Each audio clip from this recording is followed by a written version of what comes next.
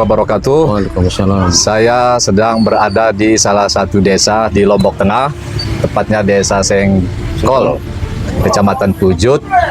Dan saya hari ini berjumpa dengan dua tokoh dari Kecamatan Pujut ini, dari Desa Sengkol ini. Yang pertama ada Bapak Sabta Mulia, dan yang kedua ada Pak Guru. Nah, kita di sini hadir untuk diskusi, untuk memperdalam ilmu agama maupun ilmu sejarah.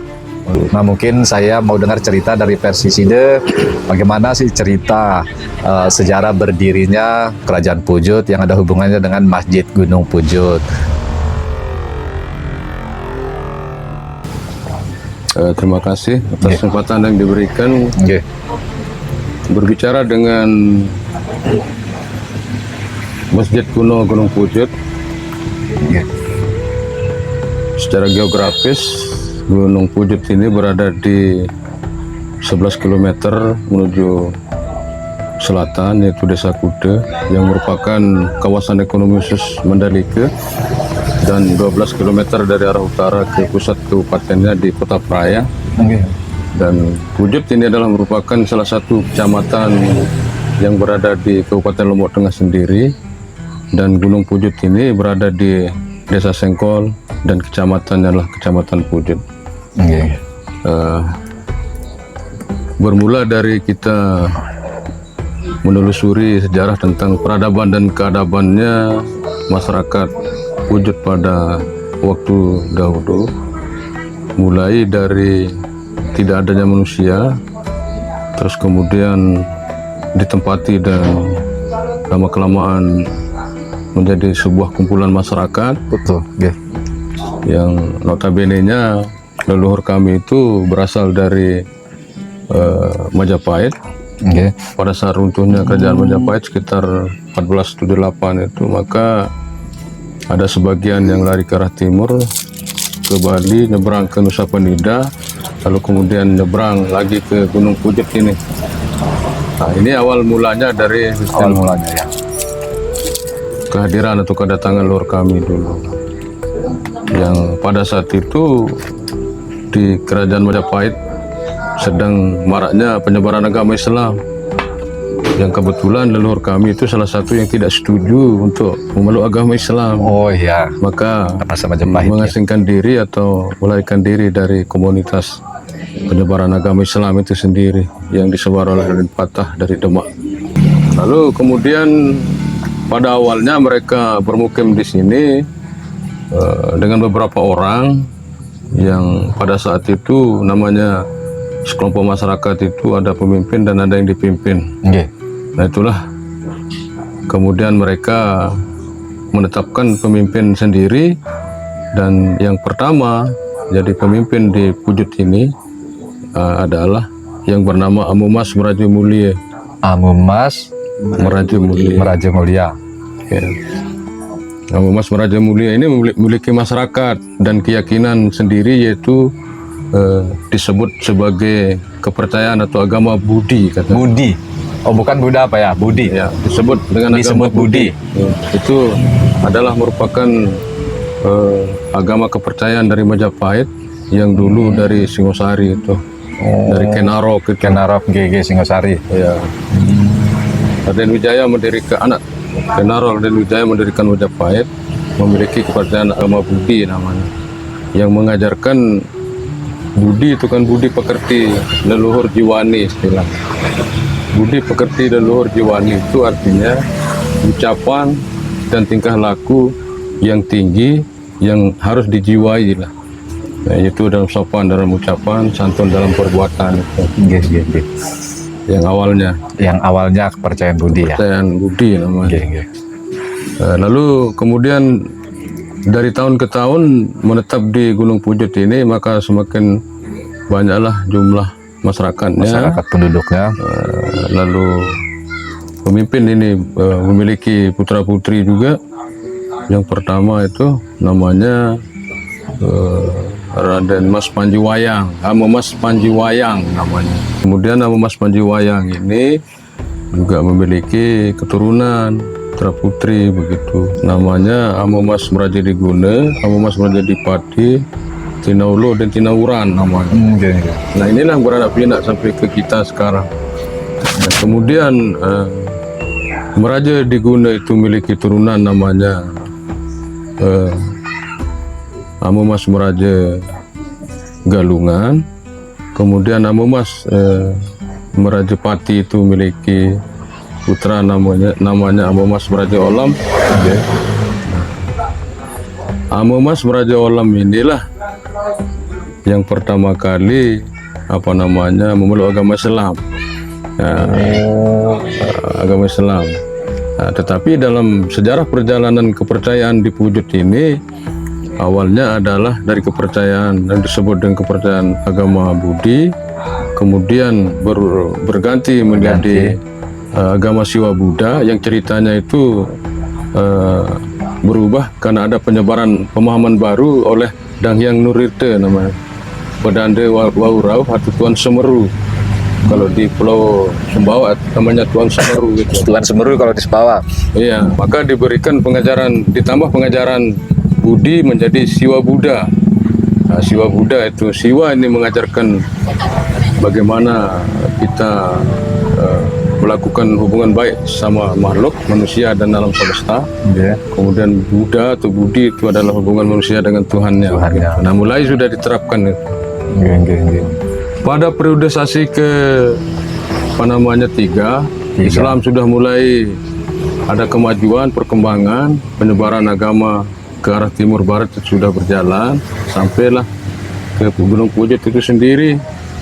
Nah, pada saat itu masih dalam suasana pergolakan raja-raja Tudatu itu, pergolakan perang-perang itulah antar kerajaan, antar kerajaan itu sampai ke Pulau Sumbawa gitu kan.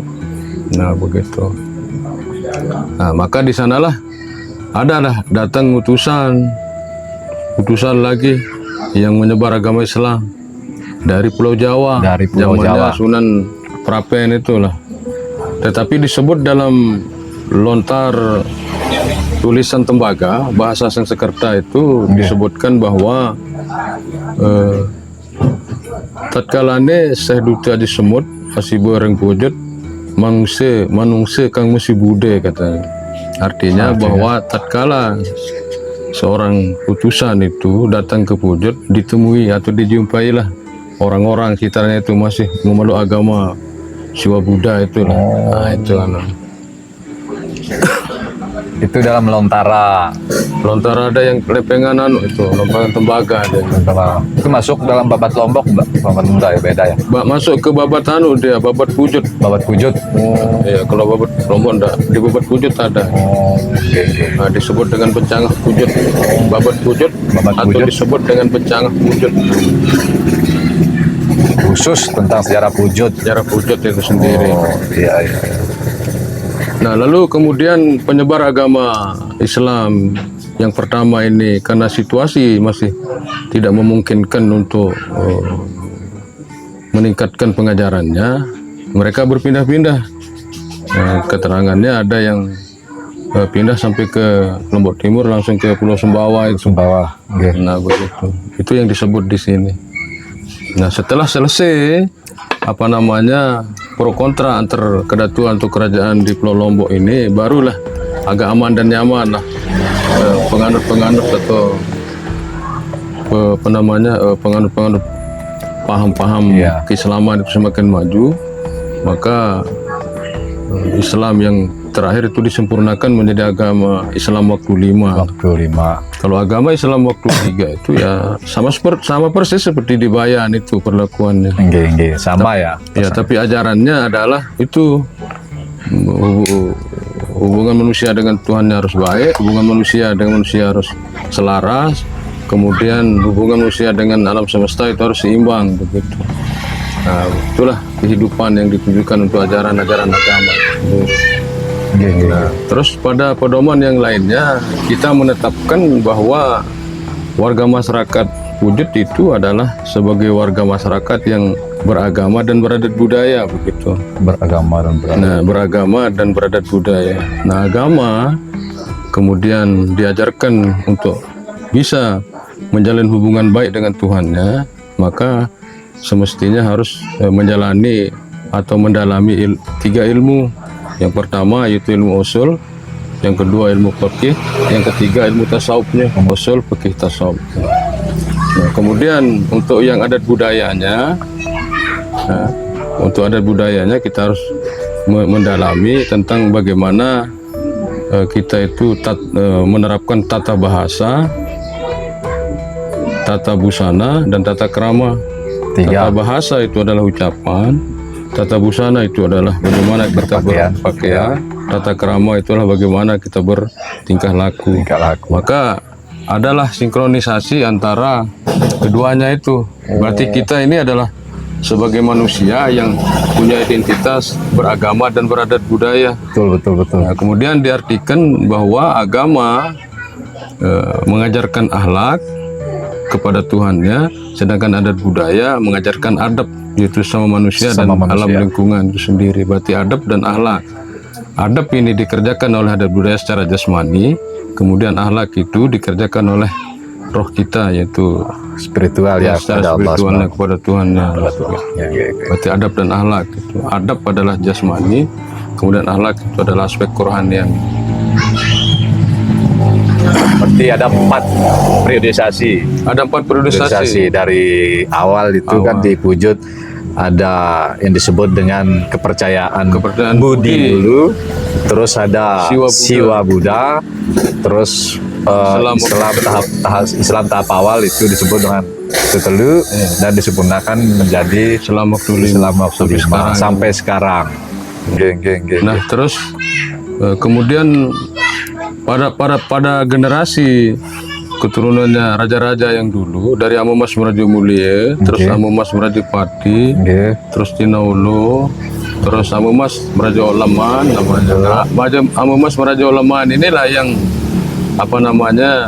sebagai cikal bakal mengakhiri dan yang memasuki agama Islam itu sendiri, mengakhiri paham Siwa Buddha, beralih atau pindah ke Islam itu sendiri. Maka disimbolisasikan melalui pembangunan sebuah masjid itu pada masa beliau. Namun tidak menghilangkan atau menghancurkan peninggalan pada waktu Siwa Budanya itu disebut dengan pedewa-pedewa yang ada di gunung. Ada di sana ya, pedewa, 3 pedewa. Pedewa. Ada Dewa Peringge, Dewa Pujut, dengan Dewa Dapur namanya. Ada Dewa Jomang. Ada Dewa Jomang untuk proses obat-obatan di sana. Pengobatannya kalau Dewa Jomang. Kalau Dewa Peringge tempat dia itu menanggalkan kuda-kuda raja-raja dulu datu.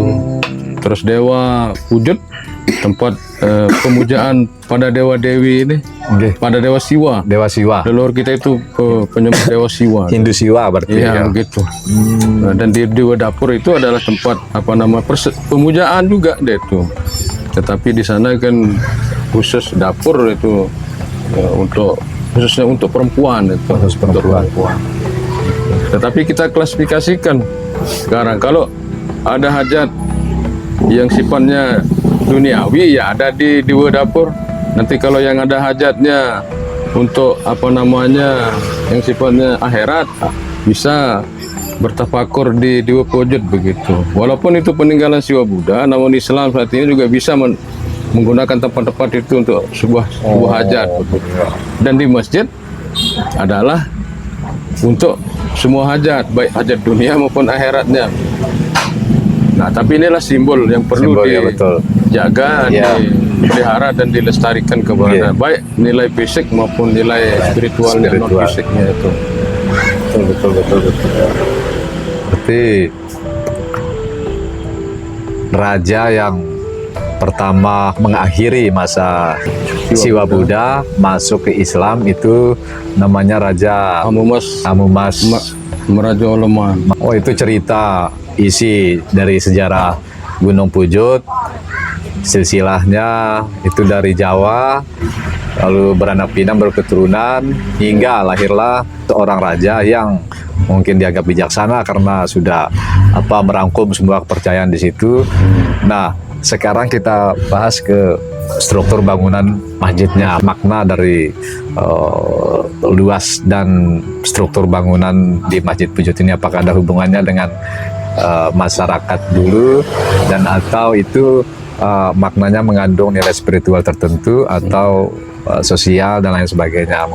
Secara fisik ada kelihatan persegi empatnya, ada 4 tiang, Petiang, penyangga, Oke. gitu. Nah ini kalau kita mengenai secara spiritualnya, itu 4 tiang itu disebut sebagai tiang penyangga saka guru, pedoman kita sebagai itu guru makna, kita. sebagai guru kita. Oh, Di tinggi-tinggi dalam beragama, dalam yaitu beragama. syariat, torekat, Tarekat, hakikat, hakikat, dan dan ma'rifat. makrifat.